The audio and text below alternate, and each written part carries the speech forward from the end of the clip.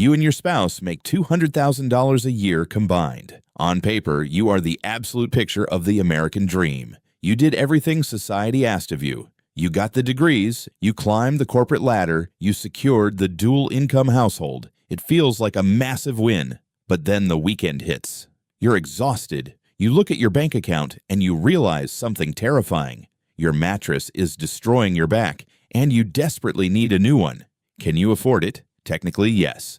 But only after you play a stressful game of financial Tetris. You have to check the credit card billing cycles. You have to shift money from a depleted savings account. Or worse, like Ashley and her husband from South Carolina, who make exactly $200,000, you have to wait for an IRS tax refund just to buy a bed to sleep in.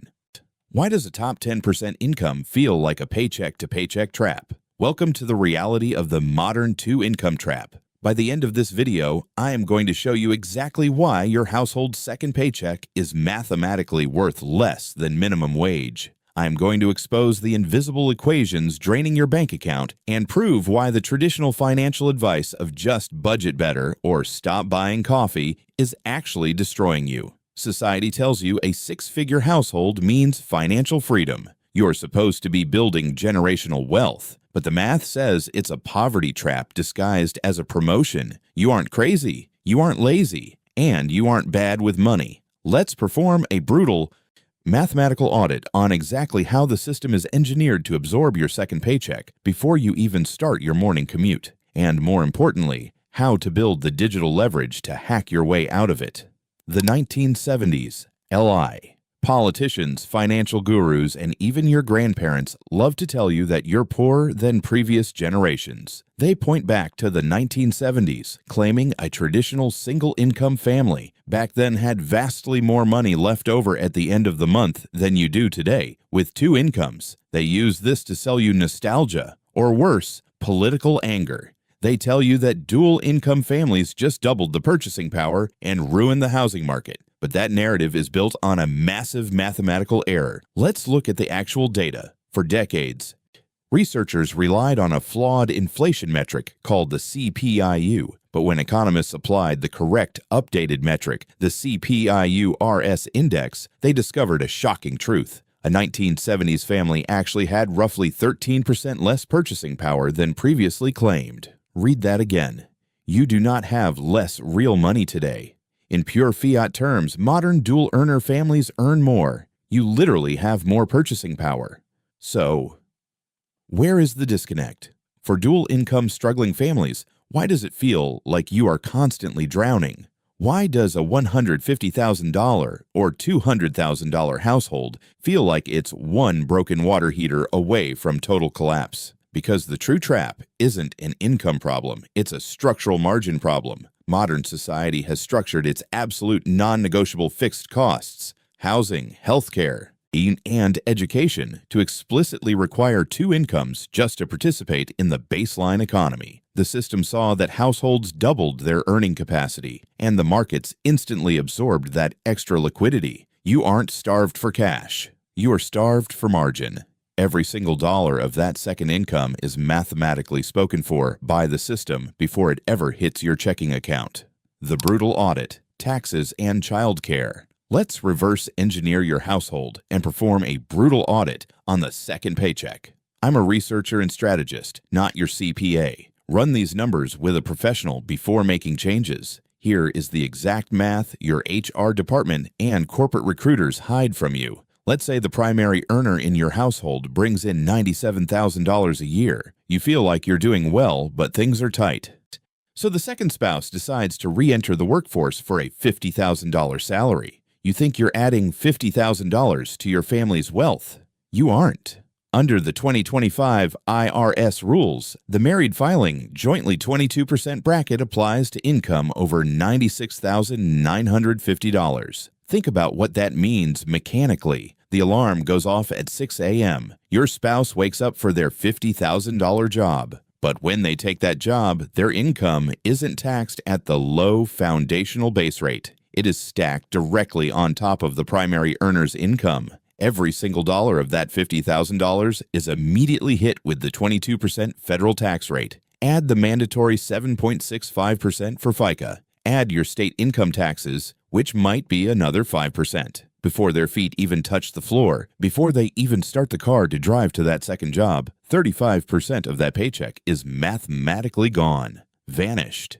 Your $50,000 gross is instantly reduced to roughly $32,500. Let's pause. Let's flip this perspective for a second. We're only halfway through the equation because now, to facilitate that second job, you have to pay the infrastructure penalty, the biggest of which is childcare. By 2024, the national average price of center-based childcare officially hit $13,128. And if you have an infant, the math is even more punishing. In 45 states, childcare exceeds annual mortgage payments. For an infant, care exceeds in-state public college tuition in 41 states. Let that sink in. You are paying a college tuition bill every single year just for the privilege of leaving your house to go to work. You are paying a systemic tax just for the right to participate in the labor market. So let's update the audit.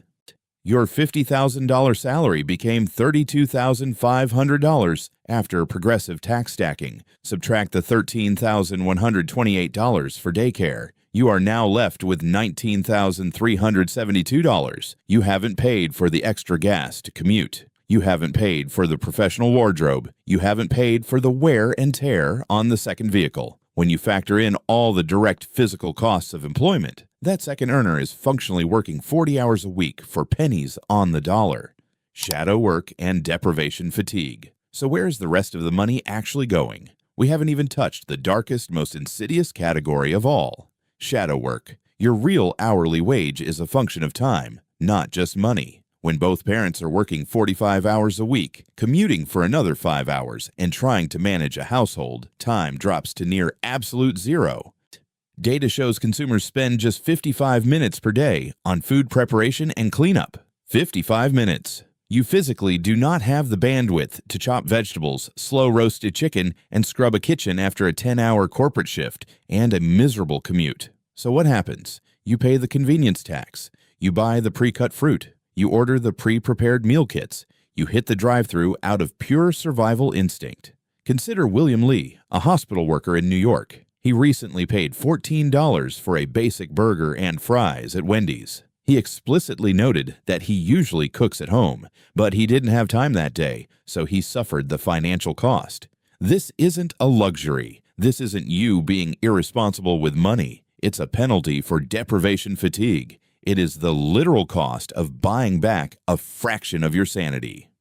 When 61% of U.S. respondents report spending the same or more than their current income, it's not because they are financially illiterate or buying luxury yachts. It's because dual-income struggling families are trying to buy back their time at an incredible premium. The second income is no longer a wealth-building tool. For the middle class, the second income is basically an expensive hobby that nets zero profit but drains 100% of your energy. The macro trap, Wall Street and gold. What I'm about to show you will completely change how you see your salary. Here is the fundamental lie we are all sold from the moment we graduate. The media and the financial elites tell you the housing affordability crisis is your fault. They claim that because families have two incomes now, they just recklessly outbid each other in a suburban arms race. You're driving up prices for everyone. That is a convenient lie designed to hide the real antagonist of the two-income trap. According to 2025 data, the median home price-to-income ratio rose to approximately 5.0. You aren't bidding against other dual-income families anymore. You are bidding against Wall Street algorithms that pay in cash. In Q4 2025, it was reported that investors purchased roughly 33% of single-family homes. One-third of the market swept up by institutional capital. You are bringing a pre-approval letter to a cash fight. This is wealth destruction disguised as market dynamics. But let's look deeper. Let's look at the actual underlying value of your money. Nominal house prices are up 162% over the last few decades. The house looks more expensive, but economic analysis suggests that priced in gold, the American home has actually declined 77% since 2001. Let's break that down. In 2001, an average house cost 545 ounces of gold. By 2026, that exact same house reportedly costs 86 ounces of gold. The physical house didn't get more valuable. The trap isn't that real estate is a bubble. The trap is that your wages are worthless.